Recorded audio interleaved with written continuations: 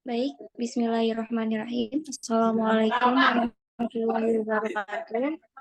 Eh, Berikut tugas yang akan kami presentasikan dengan judul pembuatan glutamat alami menggunakan ikan tombol sebagai penyedap rasa alami yang beranggotakan Lusilawati dengan NIM B2010514 dengan saya sendiri dan rekan saya Wiliandi Septian dengan NIM B2010313. Berikutnya.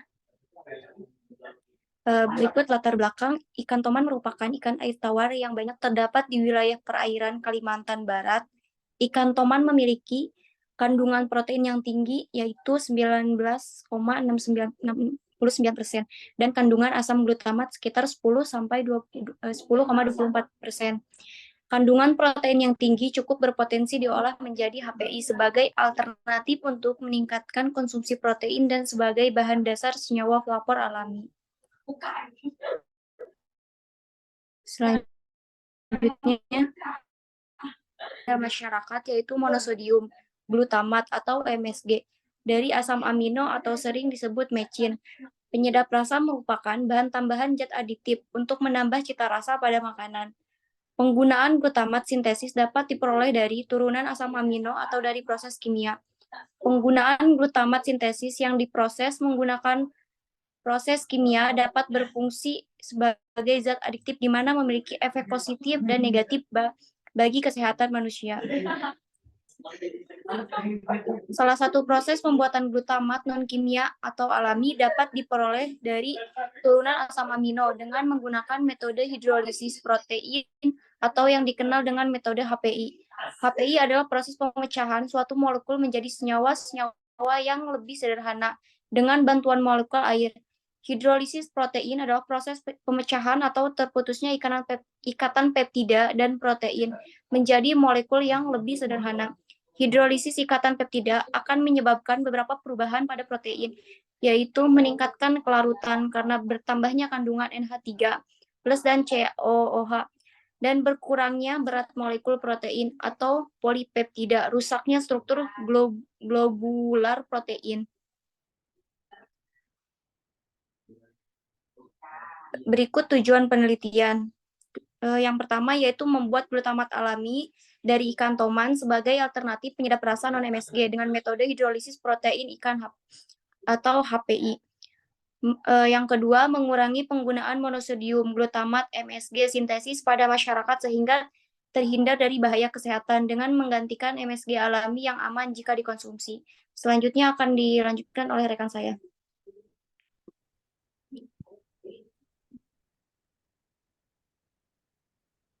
Selanjutnya yaitu metode. Pembuatan MSG alami terdapat 3 metode, yaitu proses hidrolisis, proses sintesis, dan proses fermentasi. Pada pembuatan glutame alami pada ikan toman menggunakan proses fermentasi. Fermentasi dikatakan berhasil apabila protein yang sudah terputus menjadi peptida-peptida dan asam amino.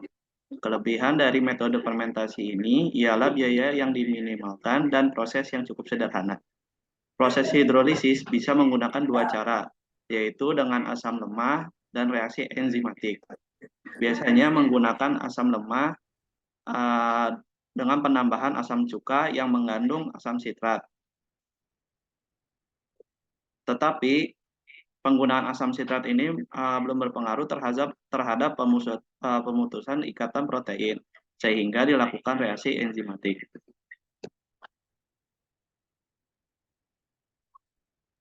Reaksi enzimatik dengan penambahan enzim dapat menghasilkan peptida sederhana dari asam amino. Setelah proses penambahan enzim, maka dilakukan proses fermentasi. Fermentasi yang baik untuk pembuatan glutame ini yaitu tanpa cahaya atau fermentasi anaerob dengan waktu 21 hari.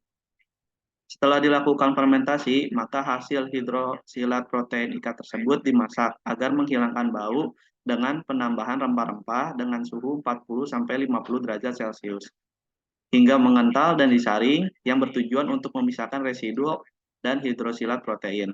Setelah semua telah selesai, maka selanjutnya diberi bahan pengisi yang bertujuan untuk mempercepat pembentukan serbuk hidrosilat protein tersebut. Berikutnya ada alat dan bahan. Bahannya yaitu ikan toman segar, aneka rempah-rempah, yaitu merica, lada hitam, kemiri, pala, ketumbar.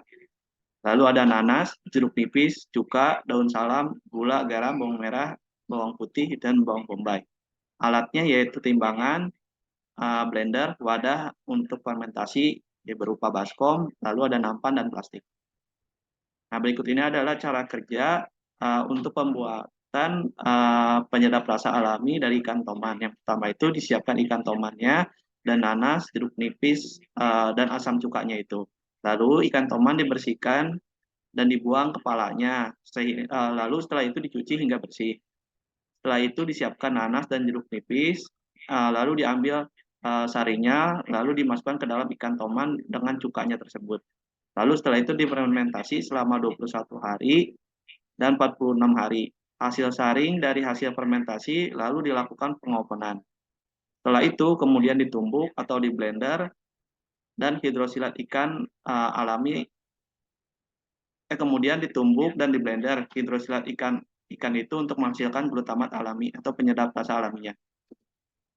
Nah, berikut ini adalah daftar pustaka dari 5 jurnal yang kita ambil. Terima kasih, cukup sekian presentasi kami. Selebihnya saya kembalikan ke moderator. Baik, terima kasih. Mungkin itu saja yang bisa kami sampaikan.